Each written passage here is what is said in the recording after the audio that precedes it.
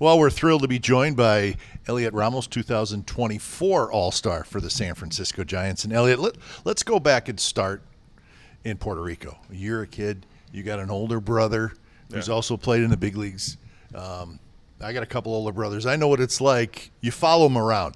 I have this picture of you following your older brother around to all his practices and just kind of thinking that he's pretty cool. Is that kind of how it went? Yeah, I mean, it was definitely exactly how it went. He even took me to spring training games. He was in high A with the Red Sox in Salem, Virginia, and I stayed there for a month with him.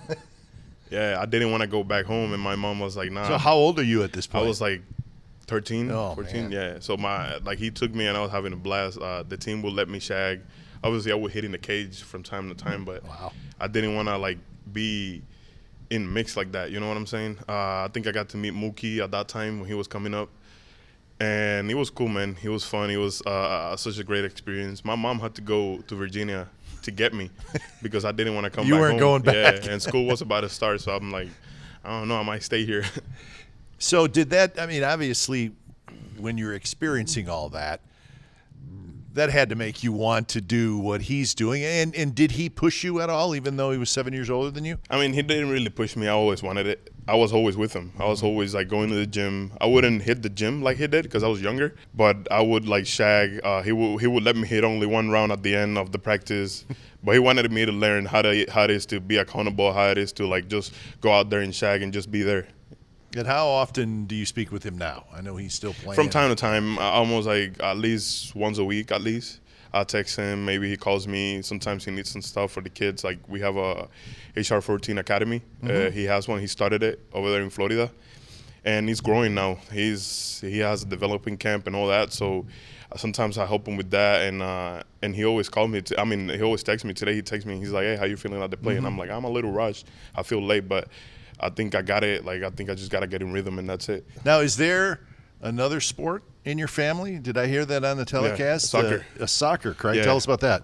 So all I did growing up was playing soccer. Really? Yeah, that my hometown was really good at that. They could play. Obviously, it's not like Europe or anything like that, but we was always super athletic. I was skinnier, so I could fly, and I was just all over the place. My brother, my older brother, not Henry, my other brother, he played with the national team, and he's the all-time scorer for the national team in Puerto Rico. So he was an athlete. He was great at basketball. He could throw 90, but his shoulder gave up on him, so he couldn't play baseball. He loved Pedro Martinez. That was his guy. So with all that going on, who was your favorite baseball player growing up? Growing up, man, I want to say Andrew McCutchen, but I had a couple. Carlos Beltran was one of them. Me and my brother followed him a lot. Who else? Believe it or not, I love David Ortiz. The way he plays, he's a lefty, but I love the way he plays. Obviously, he can hit. Sure. He used to hit, so I loved his game. So moving ahead, you get picked number 1 by the Giants. Obviously, a big thrill. Head to the minor leagues as a very young person, right? So that's not easy. Tell us some of the trials and tribulations that you have in the minor leagues, really for any player, but specifically for somebody as young as you were when you went there. It was tough because at the beginning, I just felt like my talent was taken up, making up for it. But I was kind of up in the air mentally, if that makes sense. Sure. I didn't have a lot of professional experience and all that. And then whenever I was 18 and I skipped short season, Salem Kaiser, is it right? Yep. So I went to Augusta. That was a low A for us. 140 games, 130 games, something like that. And I was 18. I never played that many games in my life. I started hot the first month, and then it just went downhill from there, and I didn't know how to get back to it. I was just going out there and just competing, battling. I always loved to compete. I always loved to be out there, but I honestly didn't know what I was doing mentally. Now, how was it difficult to being in the United States full time? I mean, was that an issue at all? Of course, the first time, yeah. All I knew was my mom, my dad, and my brothers, and I used to go to tryouts in the United States and all that, but it's not the same. Yeah. I'm here full time. I had to find an apartment on my own. I had to buy food if I had to buy food in the mornings, and it was a challenge that I had to learn for sure. I think I learned that after 2020, the COVID year. Yeah. it was really like it was a lot of mental for me at that point. And after that, it was like, yeah, I have to get better. Then 2021 was okay. 22, tough season I had in the minor leagues. But then I was like, I can't be worrying about the outside noise, if that makes sense. I have to worry about me and my family and what's around me. So you see all the ups and downs you had, especially in the minor leagues. How hard is it to keep your confidence up? Oh man, I had no confidence at all. Really? Yeah, it was tough. So that's a fight for you, right? That's a battle at that age. Yeah, and mentally, it's just like I don't know how to make that how to get out of that, if that makes sense.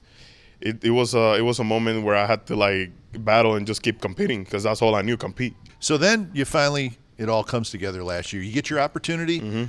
You end up being an all-star. Did you feel like it was? I mean, at that point, had some confidence come, and did you feel like, just give me an opportunity and I can take advantage of this, which you obviously did? Yeah. After 2023, I was starting mentally. I was having more confidence. I was like, I can hit the ball 12 fields. Like, I just need a good approach, and that's it. I want to dominate. It doesn't matter where I'm at.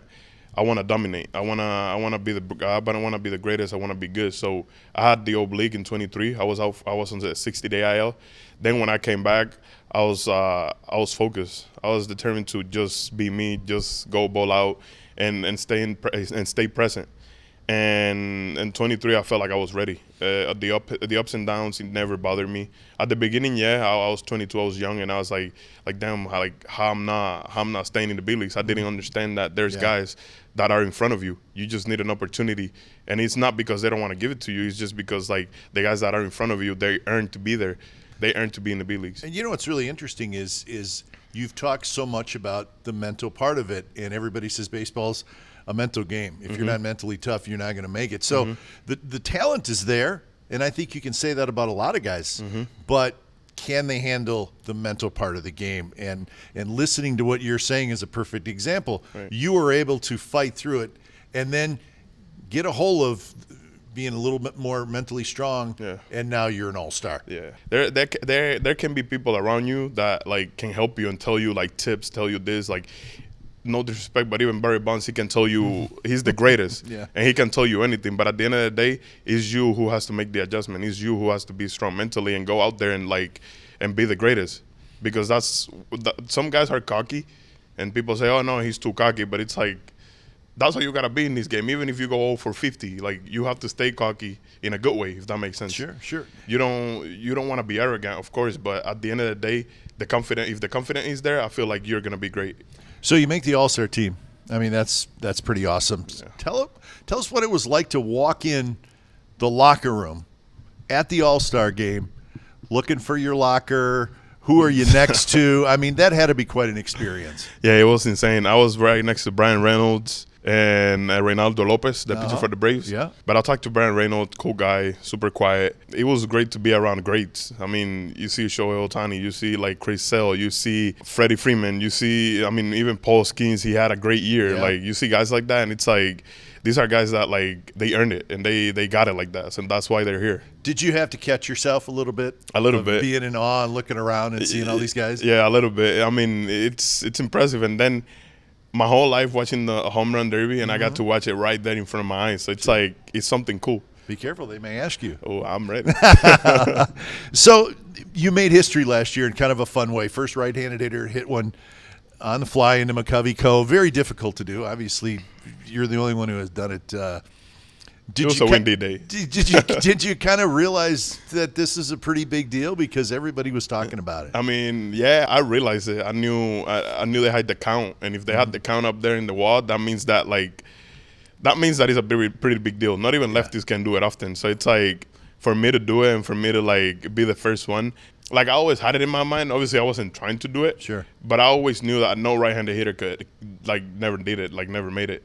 I know they talk about Buster Posey doing it and all that, but I mean, it's a great moment. And at that time, Roberto Clemente Day, it's like, it doesn't get any better than yeah, that. it doesn't. Yeah. But you know what? I mean, I remember seeing highlights of you 3-4 years ago in the minor leagues, and a lot of your home runs were to right field, and we've seen it now. You have great power to right field. Have you always had that? I mean, you're a strong guy, but to be able to go out the other way. Since I was a kid, I always had a scout, like when I was like 16. I hit a ball like there was no track man, but I hit a ball hard to right field.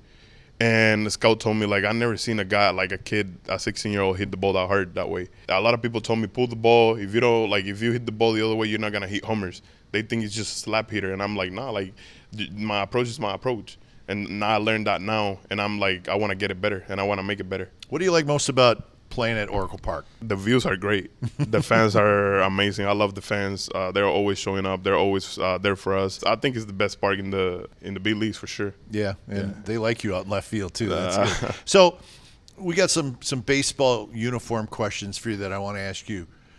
Pant legs up, pant legs down. How do you decide?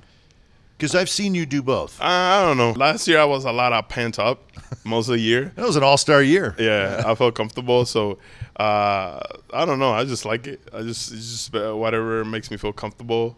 I feel like some days I don't want to be too tied up, so I just use the high pants. Some days I just want to be long pants and feel comfortable. I don't know. It's just a mental thing. What about the cleats? It depends on the uniform for sure. So you see, what are we wearing? Are we wearing City Connects? Are we wearing the orange tops? And you base your cleat decision on that. Yeah, that's how I base my cleat decision on that. Yeah. What about bat color? I've seen Nah. you use some different color bats, or not so much. And not so much. I always go like, let's say handle burgundy and like all like that natural color on the top, or if not, go all gray. So what? Those are my go-to. It's just that's Yeah. just what you like. Yeah, those are my go-to. Yeah. Do you have any uniform superstitions? I know baseball players can be a little superstitious. This is my leggings and my socks. I always use the same thing. Obviously, it's not like I keep them dirty. Like that's nasty, but but I do like wear the same leggings, the same socks. Yeah. Yeah. So tell us about the addition of Willy Adames. We talk a lot about what he means to not just the team on the field, but what he means in the clubhouse. And you're starting to get a feel for how important he is. Yeah, I mean, obviously he's a great player, like no question about it. But the type of person that he is, it's like that's the guy that you need in your clubhouse. That's the guy that you want to have in your clubhouse. Like he's a great person. He shows up for us, like American, Hispanics, Korean. It don't matter who you are. Like he shows up. He's there. Like he's great with everybody. The type of person that he is, he's super genuine. And you don't see that a lot nowadays. Like a lot of people, I feel like a lot of people fake it, if that makes sense. They want to be good, but it's hard for them to be like a good person, if that makes sense. But I feel like we have a pretty good, genuine group around us. Everybody like supports each other. Everybody pushes each other. And Willie is like one of those guys. He fits in like perfectly. How much do you enjoy the city? Do you live in the city? Is that, or do you live outside the I was city? living in the Canyon. It was right behind the stadium. Yeah. I like the city. The food is great. I love the city. There's a lot of things there. There's a couple of things to do. So, I mean, you could see this being your spot for a long time, right? I mean, Yeah, of course. you were drafted by the Giants. You're an all-star with the Giants. I mean, this has got the makings of let's make Elliot Ramos a Giant for a long time. No, I've seen the Giants for like 7 years now. I've seen so many different people coming in and out. Like, I love being here. I love the people around me. I love like the coaches, of course. It's an organization that gave me the opportunity and gave my family an opportunity. And I mean, I couldn't ask for anything else. Well, we hope you stay for a long time, Elliot. Thanks for joining us. Congratulations on your All-Star year last year and what's going on so far in 2025. Thank you. Thanks. Appreciate it. Thank you for having me. All Yeah, right. for sure.